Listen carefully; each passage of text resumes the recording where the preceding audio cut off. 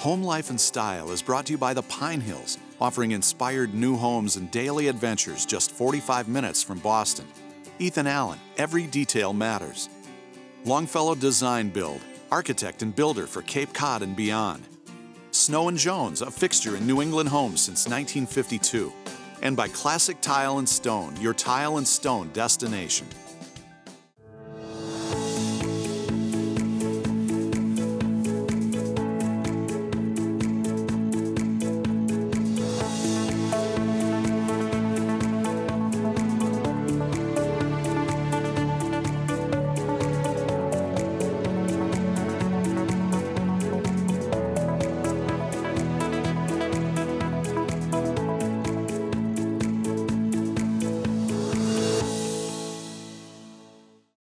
Hi, I'm Parker Kelley. Welcome to Home Life and Style. I am passionate about design, food, and travel. I love discovering new places, meeting new people, and sharing who they are, how they live, and what they love. In each episode, I'll introduce you to a new destination through the eyes of the people who call it home. Join me as we celebrate these towns, these people, these homes in style. Today I'm on my way to Hull, Massachusetts, a town with a population of about 10,000, located on a narrow peninsula in Massachusetts Bay, on the southern edge of Boston Harbor. Hull is 20 miles from Boston by land, but only 5 miles by sea. Of the town's 27 or so square miles, nearly 90% of it is water. Hull is part of the Nantasket Beach Reservation, which includes 3 miles of beautiful beachfront. At low tide, there are acres of sandy tide pools and hard-packed sand, making this beach a very popular place for walking. Hull has been a tourist destination since the early 1800s, with the rise of many hotels and a steamboat that made 3 trips a day between the town and Boston. In the early 1900s, Paragon Park, once known as the playground of New England, came into play, with many amusements, including a giant wooden roller coaster built in 1917 that stood until the park closed in the mid-1980s. Today, the only remnant of these days gone by on the boardwalk is the historic Paragon Park Carousel, moved from its original site to the old train station and clock tower.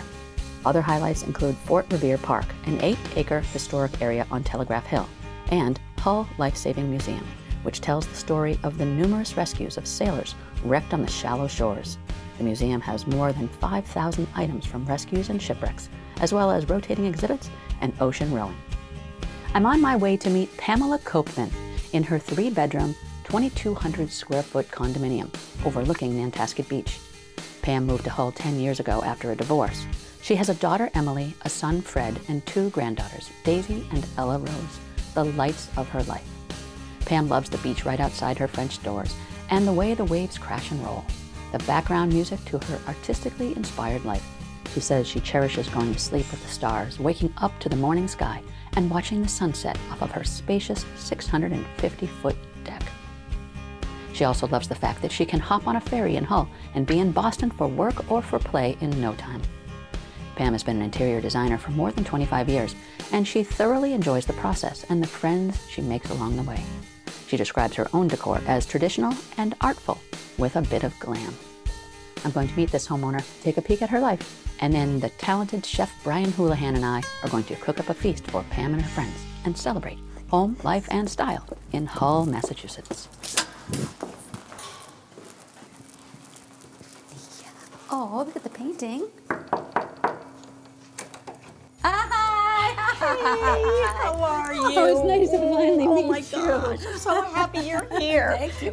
This painting is gorgeous. Thank you. Oh my gosh. I want to show you my foyer for a condominium. This is actually an extravagant space, and I love it because it introduces you to the home, and this actually has a hint of shimmer to it, which is perfect because it gives a neutral palette to start with the color jazz yet to come. Yes, yes. I love it. Come into my home. I love the glitter.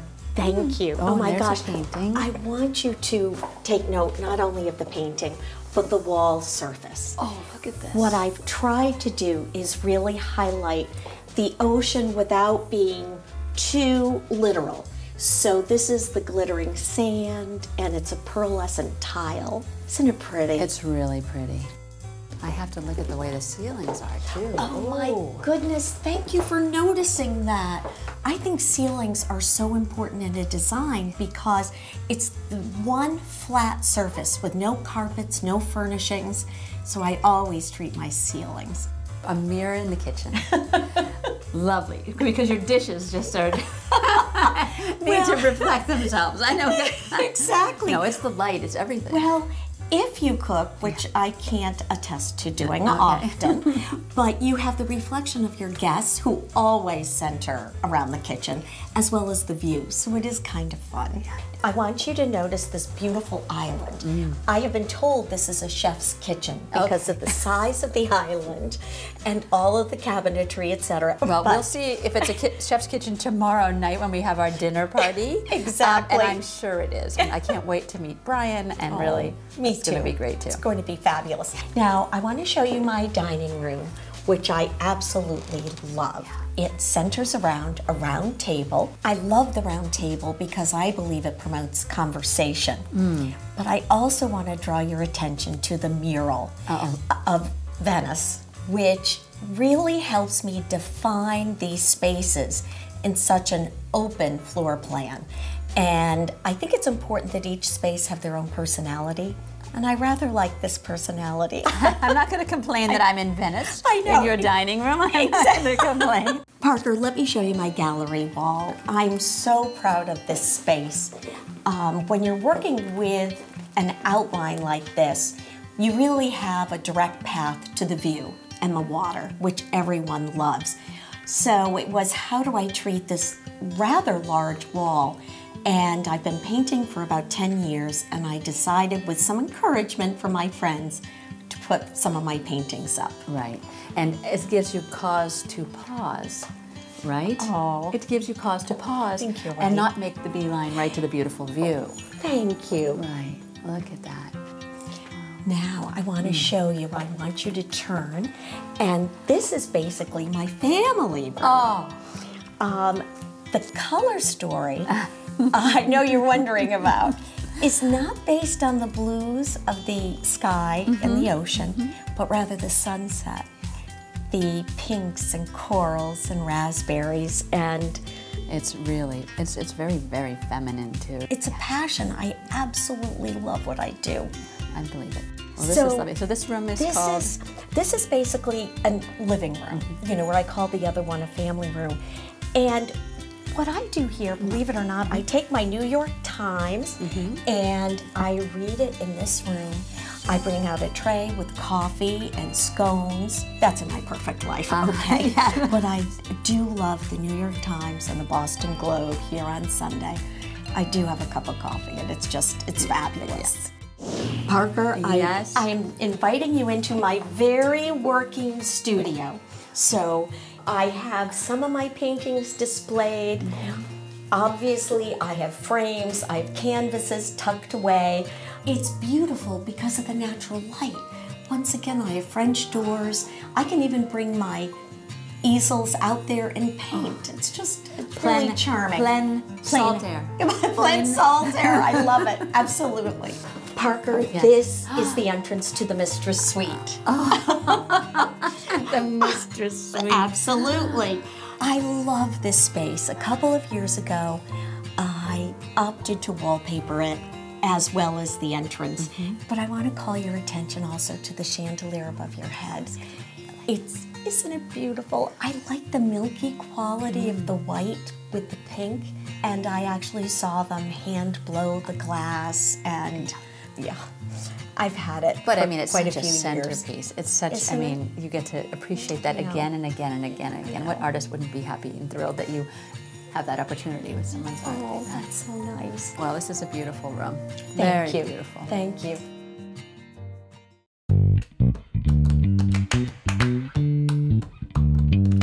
I've got joy to share with you in my arms. Just a little hug every day will solve your problems. I've got love to share with you in my pocket. Just a little kiss on the lips and we'll skyrocket. We go.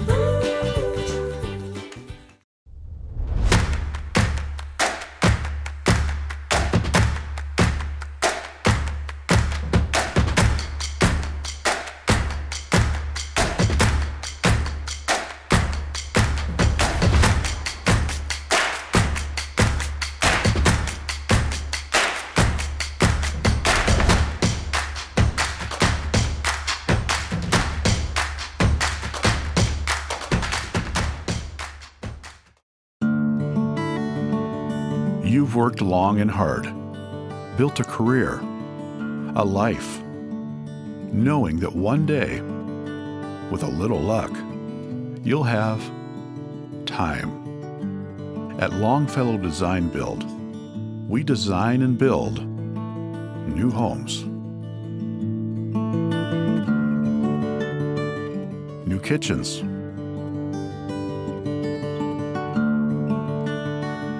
New additions to your home. We handle everything, from conception to completion, working in unison with you, for you, so you can have the home you envision, so you can have the home you deserve, so you can focus on what's important. Longfellow Design Build, architect and builder, for Cape Cod and beyond. Pam's home told such a story about who she is and who she's become, and I knew that there was more to learn. We changed up and walked the short path down to the beach. As we breathed the warm, salty air and listened to the rhythm of the waves, we couldn't help but share the ebb and flow of our own lives. When I first moved here 10 years ago, it was a real transition in my life. Yeah. Where were you before that? I was in Hingham where I raised my family, but I got a divorce after 35 years of marriage, so obviously it was a big transition. Right, yeah. So I started walking the beach daily, and I started to collect heart-shaped rocks. And one just appeared as I was walking up these stones to my condo, and I've continued it ever since, and it's just something that made me feel that I would be happy again. Aww. And I would find love here in my new home. Yeah. And it's definitely worked out that way. Yeah, that's beautiful. So you didn't intend to collect heart rocks. They found you. Yes, kind of like your story. Yes. I do. I mean, as soon as I came down, I saw one right away. I put it right on the edge of that. I said, "Oh, here's my daddy said hello." And it's nice to feel that. I don't know what other people feel about it, but I like to believe it.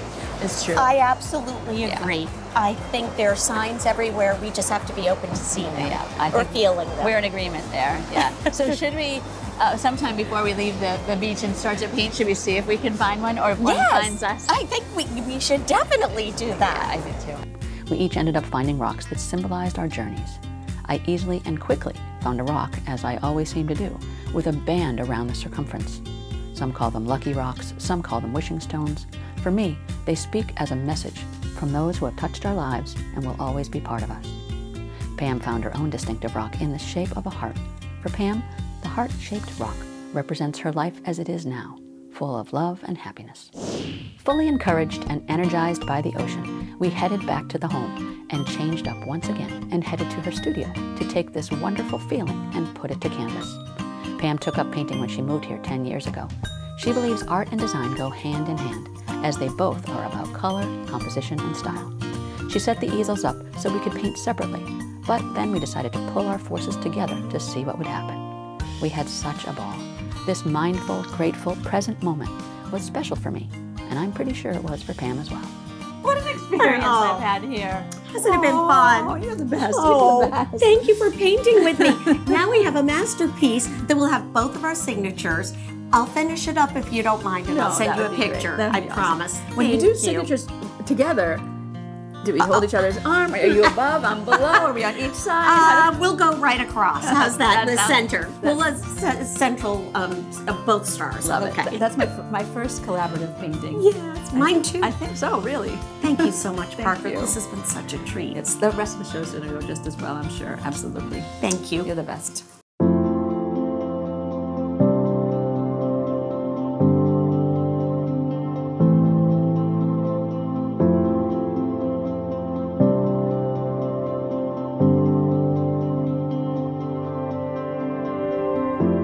It's not just about the fixtures. Snow and Jones, the family-owned business that contractors and homeowners on the South Shore and Cape Cod have depended on since 1952. The overall aesthetic of the Pine Hills has a quality that's very high. I mean, when you first started walking the grounds, the landscaping, he said, it has to be spectacular because the land is spectacular. Well, the land is spectacular, and it starts with trying to see where the land is telling us to build. We are crafting the right location for the home to sit in, to view that woods or water or a beautiful tree or the horizon or even the ocean. And our job is to try and utilize the grade in the trees to create that kind of privacy, so that as one moves from neighborhood to neighborhood, and sometimes even from home to home, that there are these pieces of nature that frame your view or change the way in which you perceive the homes that you're seeing. I've worked with Kristen and Julie for about 7 years now, and about 30 projects. They care as much as I do about the finished product. And every time I walk in, I'm always like, girls, what do we have new? And they always have things set aside to show me, and every time I go there, it's so exciting. They text me pictures as soon as tile comes in that they think is really exciting. Like, even on a Saturday, I'll get a text, and they'll know that I'm just as excited to see it as they are to share it. And so they're my go-to. Recognized and respected. Classic tile and stone on Boston's South Shore.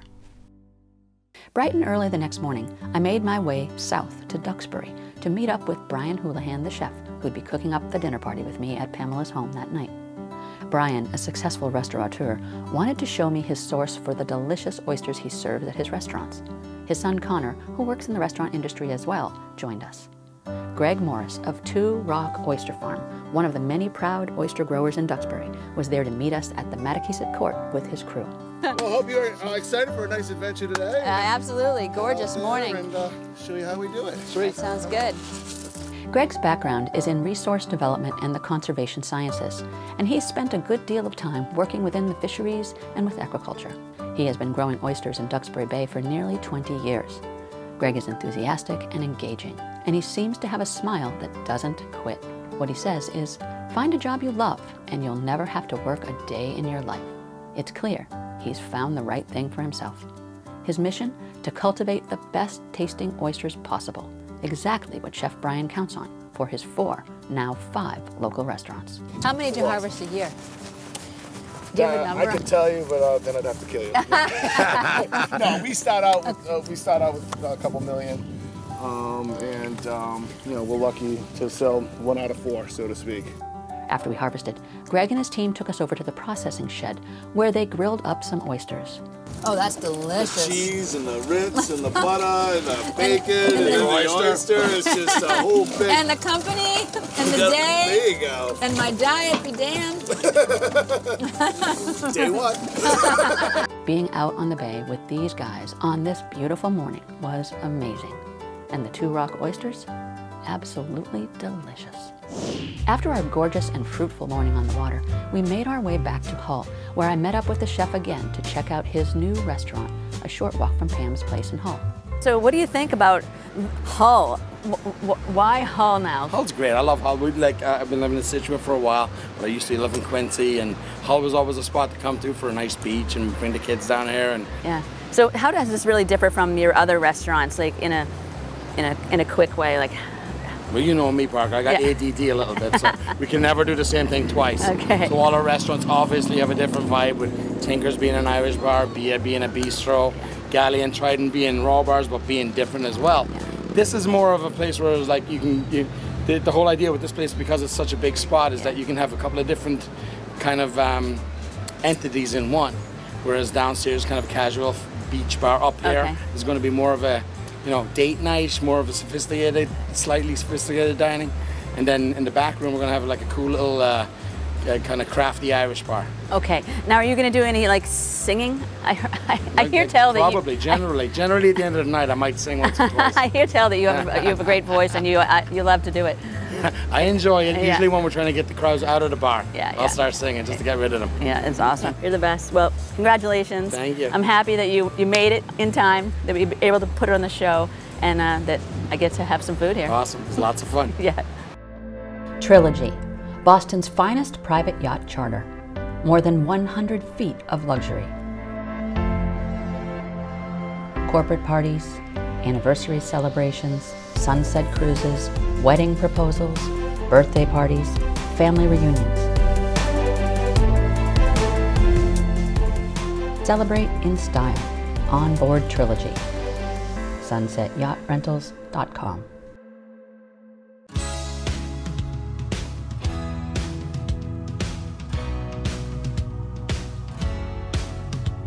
Hi, Parker. Hi. Welcome to Ethan Allen Quincy. I'm Mary, one of the designers here. Hi, Mary. Hi, Parker. My name's there. Erin. Welcome. Hi, I'm Erin. one of the designers here. So today we are going to give you the inside scoop on the entire design process.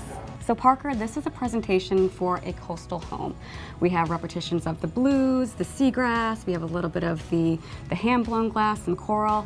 It's really going to give you that coastal feel. So what we have here is a contemporary version of the same color scheme that we used over there in the coastal, but we're using a more contemporary table, but still with a little shell motif in it. So Parker, your space should really tell the story of who lives here, their personality, and a space you really want to come home to every day.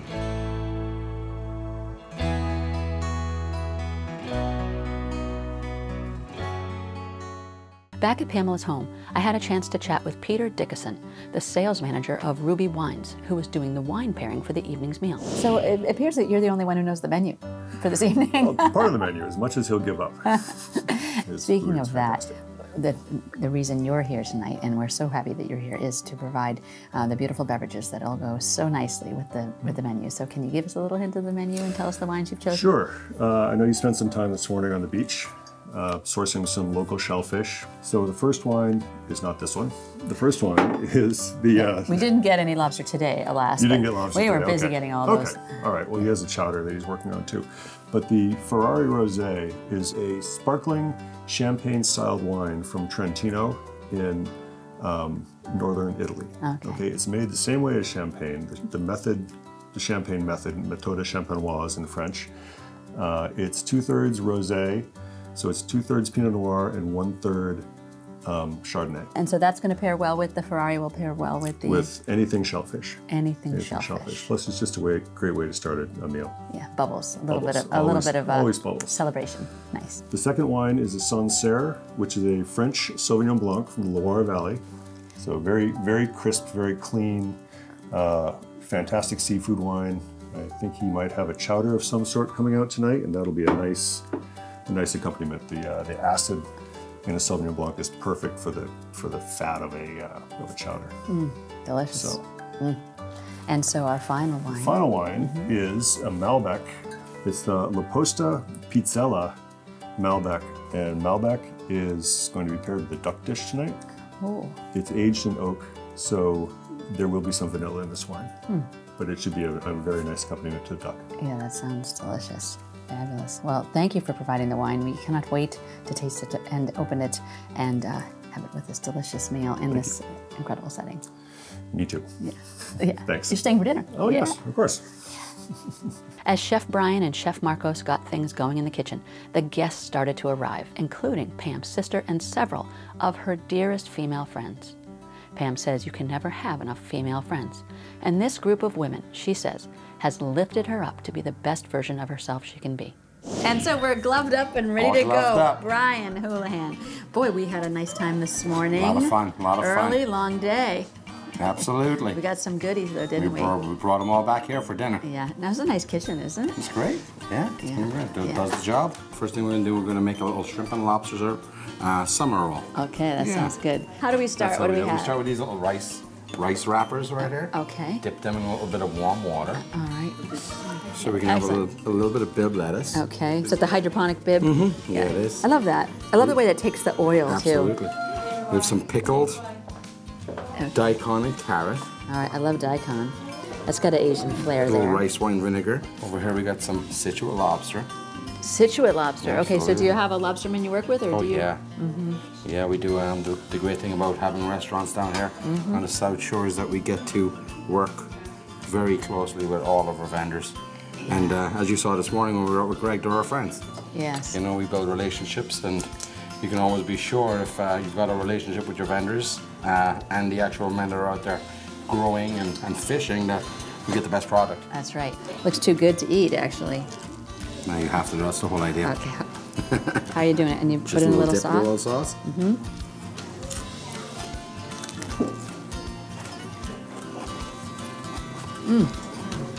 That is delicious. Wow, that is really good. Here you go. We've got some lobster and shrimp summer rolls here. Little spicy pineapple dipping sauce. Enjoy. Oh, Yes. thank you, Chef. Thank you. Oh, bon appetit.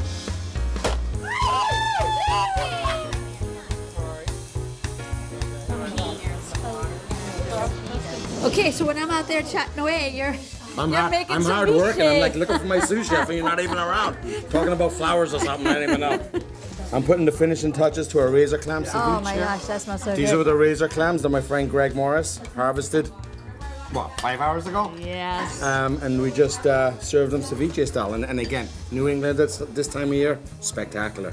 It's just, you know, this changed my whole menu. You asked me last night what my menu was. I said, I don't know, because we don't know till we go out and see what we got. And that's how we make things work, you know? Yes. Come on over here and we'll finish this off. All right, that sounds good. Oh, So this is our chowder. See where this is right now? Ooh, that's thickening up. Oh my gosh. Look at that, huh? Yeah. Ooh. Oyster stew. Isn't that beautiful? And we're gonna serve that. Oh. And good This is thing the that shell those it came shells are from, so huh? deep too, aren't they? Wait till they see that. We're gonna blow them away. Enjoy. So I'm gonna leave the rest to you. I'm gonna go enjoy the rest of the girl time. I got it. Yeah, you got Parker. it? You think? You're amazing. All right, I'm going. So here we go, ladies. A little local Duxbury razor clam ceviche. So we literally, my friend Gregg harvested those this morning when we were out on the boat. Oh my gosh. And turned into a little ceviche. Enjoy. Yes. Thank you, Chef Brian. Thank you. This is incredible. This may be the best thing I've ever Yeah. It has just been an amazing few days. You're such a lovely person, such a fantastic designer. You choose wonderful friends who lifted you up when you needed it. I'm so touched and so thankful that you've shared really your life with me, with our audience, and you and your crazy talents. Continued success as you take over the South Shore with your culinary exquisiteness. And that is Home Life and Style from Hull, Massachusetts. Until next week, I'm Parker Kelley. Cheers. Cheers. Cheers. Cheers.